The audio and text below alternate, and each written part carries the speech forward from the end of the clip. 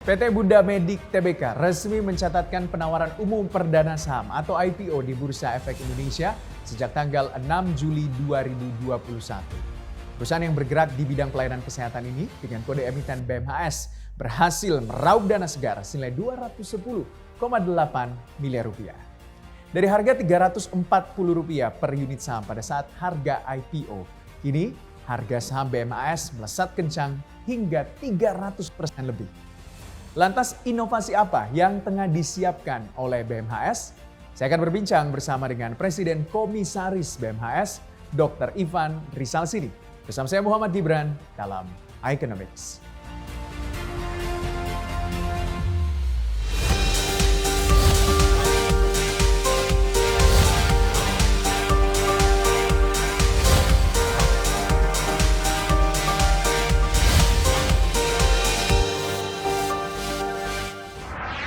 Ya, saat ini saya sudah bersama dengan Presiden Komisaris BMHS, Dr. Ivan Risalsini. Halo dok, apa kabar? Halo, Mas Gibran, apa kabar? Alhamdulillah sehat. Dokter sehat? Alhamdulillah sehat. Alhamdulillah kalau sehat. Dokter, kalau kita lihat ini untuk BMHS, saya mau mengucapkan selamat dan juga sukses atas melantainya tentunya sudah melakukan penawaran umum perdana saham atau IPO saham di Bursa Efek Indonesia.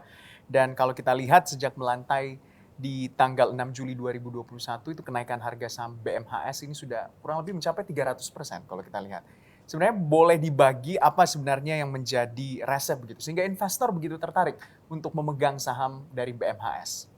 Iya Mas Gibran, jadi pertama-tama makasih. Ini merupakan suatu apresiasi lah buat kita baik sebagai perusahaan tapi juga sebagai industri. Karena memang kita melihat bahwa industri kesehatan itu selama ini selalu menjadi dalam tanda kutip suatu seksi area ya dalam bidang investment. Tapi kalau kita melihat bahwa Bunda sebagai perusahaan yang sudah berusia hampir 50 tahun, ini merupakan suatu langkah yang saya rasa sudah sewaktunya untuk perusahaan seperti kami itu masuk dalam suatu tata kelola yang harus bisa diapresiasi oleh publik. Dan saya rasa nama itu adalah merupakan satu hal yang penting. Tapi saya rasa juga kita mendasari kenapa nama itu kita miliki karena satu fundamental dari proses yang kita lakukan itu dibangun bukan hanya 1 tahun 2 tahun, tapi udah cukup lama dan kita melihat bahwa secara histori kita merupakan perusahaan yang terus mempunyai karakter tumbuh. Jadi ini merupakan suatu suatu kebanggaan buat kita untuk bisa menunjukkan ke publik tentang posisi kita. Dan tentu kalau dari kacamata pertumbuhan, saya melihat bahwa industri kesehatan merupakan suatu industri yang bukan hanya short term tapi kita melihat kepada long term. Kebetulan memang pada masa pandemi ini tentu menjadi highlight dari beberapa investasi, tapi kalau menurut saya memang kesehatan in general adalah merupakan suatu kebutuhan yang besar bagi masyarakat Indonesia.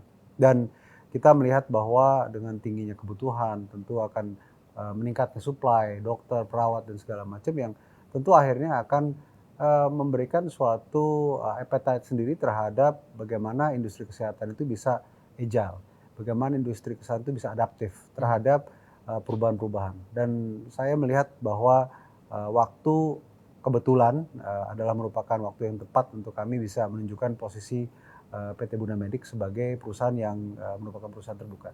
Dengan kebutuhan masyarakat akan kesehatan yang tidak akan pernah Ya. habis begitu. Setiap harinya sampai dengan jangka panjang tentunya kesehatan menjadi salah satu kebutuhan masyarakat juga. Betul Kita lihat sekali. juga bahwa yang tadi dokter katakan bahwa BMHS terus adaptif begitu. Ya. Kita tahu BMHS ini adalah salah satu perusahaan pelayanan kesehatan yang sangat-sangat menggunakan teknologi sebagai salah satu penunjangnya juga dengan melihat teknologi di bidang kesehatan, lantas inovasi apa atau layanan seperti apa juga yang tengah disiapkan oleh BMHS mungkin untuk kedepannya juga.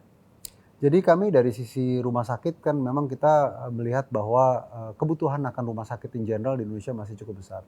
Beds kita, capacity itu masih perlu kita untuk tingkatkan. Tapi kalau kita tahu bahwa besarnya jumlah pasien yang berobat ke luar negeri, itu mengindikasikan bahwa bagaimana kita bisa beradaptasi terhadap teknologi yang ada di luar negeri yang sebenarnya sudah banyak dimiliki oleh Indonesia dan itu sudah kita buktikan sekarang. Bahwa hampir sebagian besar dari tindakan-tindakan yang kita lakukan di Indonesia adalah di Bunda terutama. Ini adalah merupakan tindakan yang mengarah kepada technology driven. Di operasi di rumah sakit kita menggunakan banyak minimal invasif, baik itu untuk operasi di di perut yang namanya laparoskopi, atau kita sudah sejak tahun 2012 menggunakan teknologi robotik untuk operasi-operasi yang mempercepat pemulihan pasien. Kemudian juga kita operasi di otak yang itu juga menggunakan banyak minimal invasive approach. Jadi banyak teknologi-teknologi yang sudah kita terapkan sekarang, dan ini melihat bahwa demand terhadap kebutuhan pasien yang tentu semakin kritis harus bisa kita provide semaksimal mungkin. Kita juga lihat dengan adanya ekosistem di bawah Bunda Medik ini, kita mempunyai rumah sakit Bunda, kita mempunyai klinik Morula, kita mempunyai lab-lab di bawah Diagnos, dan kita juga membuka sebagai suatu ekosistem dari from embryo throughout life, ekosistem yang memang kita akan memfokuskan kepada lifestyle related healthcare product. Tentu dalam hal ini kita melihat seperti contoh kita sebagai orang tua, kita menginginkan bagaimana anak kita itu sudah kita bisa persiapkan dari mulai belum jadi, dari mulai embrio sampai dia hamil, yang tentu dikelola dengan baik. Kita mempunyai banyak fasilitas genomics, teknologi yang ada di Diagnos. Kita juga mempunyai pelayanan ibu anak yang sophisticated, dan ini dilanjutkan dengan pelayanan anaknya yang setelah melahirkan, yang harapannya ini bisa menjadi suatu kesinambungan sampai dia remaja, sampai dia dewasa, sampai kakek-kakek, nenek-nenek, yang ini jadi merupakan suatu rantai pelayanan kesehatan yang komprehensif.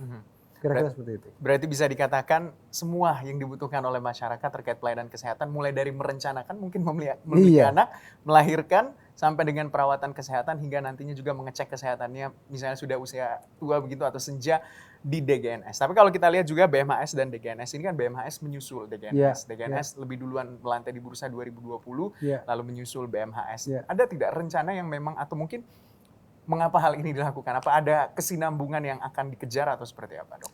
Sebenarnya kami merencanakan itu sudah lama ya. Jadi memang sudah sejak 2 tahun yang lalu.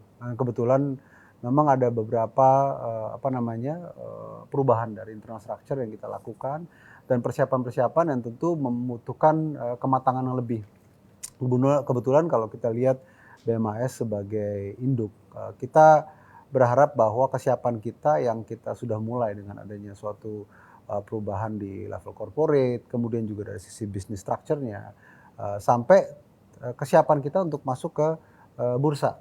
Dan tentu ini menjadi suatu pembelajaran sendiri untuk kita pada saat kita masuk pada lantai bursa melalui DGNS, dan ini pengalaman yang sangat berarti sekali buat kami, sehingga kami sudah lebih mempunyai confidence, dan juga kita mempunyai kesiapan lebih matang. Kira-kira seperti itu sih. Jadi apa sebenarnya, Dok, yang menjadi unique selling begitu, yang unique selling point yang ditawarkan BMHS kepada para investor ya? Yang pasti kita mempunyai suatu ekosistem yang membuat kita agile. Jadi kalau kita lihat dengan kondisi yang seperti sekarang, agility kita membuktikan bahwa kita sebagai suatu network saling mendukung. Morula sebagai kontribusi bayi tabung yang juga cukup baik untuk rumah sakit yang mengcater pelayanan-pelayanan ibu hamil, kemudian juga COVID, segala macam, itu adalah merupakan bentuk agility kita yang kita harus lakukan di masa pandemi ini. Dan Diagnos tentu sebagai laboratorium yang memprovide untuk safety aspek dari pelayanan kita, ini sangat-sangat penting. Dan saya melihat ini sebagai suatu ekosistem yang tentunya pada saat kita bicara growth driver, kita nggak hanya mengandalkan kepada rumah sakit, kita mengandalkan kepada ekosistem internal kita, tentu ekspansi kita dalam bentuk rumah sakit yang kita akan bangun atau kita kembangkan, tetapi juga dari subsidi kita. Dan ini adalah merupakan suatu keleluasaan yang menurut kami ini adalah hal yang sudah menjadi bukti selama ini, dan harapan itu bisa menjadi suatu hal yang meyakinkan kepada investor bahwa kedepannya kita masih mempunyai potensi tumbuh yang sangat besar sekali. Dengan melihat potensi tumbuh yang sangat besar sekali, dan kalau kita berkaca situasi kondisi saat ini, banyak riset yang mengatakan bahwa kita harus siap berdampingan hidup dengan COVID-19 atau virus COVID-19. Bagaimana sebenarnya BMHS melihat situasi seperti ini, dan mungkin juga seperti apa BMHS melihat ini menjadi sebuah peluang juga tentunya yang harus dimanfaatkan juga? Saya melihat bahwa COVID adalah satu hal, tapi unfortunately pada saat ini memang kita harus bisa mengandalkan kepada sesuatu yang memang menjadi backbone dari infrastruktur kita, which is pelayanan kesehatan. Dan kita sangat memerlukan sekali bagaimana independensi kita terhadap pelayanan COVID itu sudah kita siapkan. Ya, sebenarnya tahun 2021 ini kita sudah mulai bersiap diri tidak ada COVID, tapi kenyataan sampai sekarang masih ada gitu ya. Tapi pada dasarnya kita sudah sangat siap untuk bisa mendeploy dari kapasitas kita untuk memberikan pelayanan dari bed-bed yang tidak terkait dengan COVID. Jadi kalau kita lihat bagaimana kita bisa berdampingan dan juga kita bisa berkembang dari fase sekarang adalah tentu aspek safety nomor satu. Jadi kalau kita bicara tentang deteksi, sudah ada PCR, kita vaksinasi, kita sangat terlibat dan kita punya tim-tim yang sudah deploy banyak dengan perusahaan-perusahaan. Dan kita juga melihat adanya long term dari COVID management yang tentu kita harus bisa tangani seperti fisioterapi, bagaimana kita bisa maintain medical check up dan lain sebagainya. Tapi kita kembalikan bahwa pada saat kita berbicara bahwa berdampingan ini ya kita harus kembali kepada nature dari bisnis healthcare itu sendiri, which is adalah memprovide suatu layanan kesehatan yang kita harapkan highly compatible, if not very competitive dengan apa yang ada di luar negeri.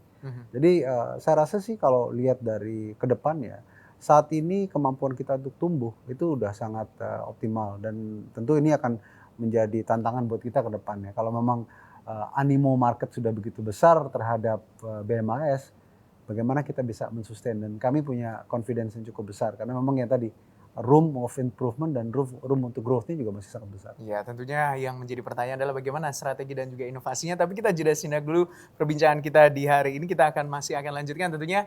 Anda tetaplah bersama kami dalam iEconomics karena perbincangan bersama dengan Presiden Komisaris BMHS, Dr. Ivan Rizal Sini akan kembali usai jeda. Tetaplah di iEconomics. Kita juga akan mentargetkan adanya pertumbuhan yang cukup signifikan dari revenue kita sendiri. Tapi ya tentu kita akan berusaha untuk sekonservatif mungkin dengan mempertimbangkan bahwa ya COVID ini belum selesai gitu.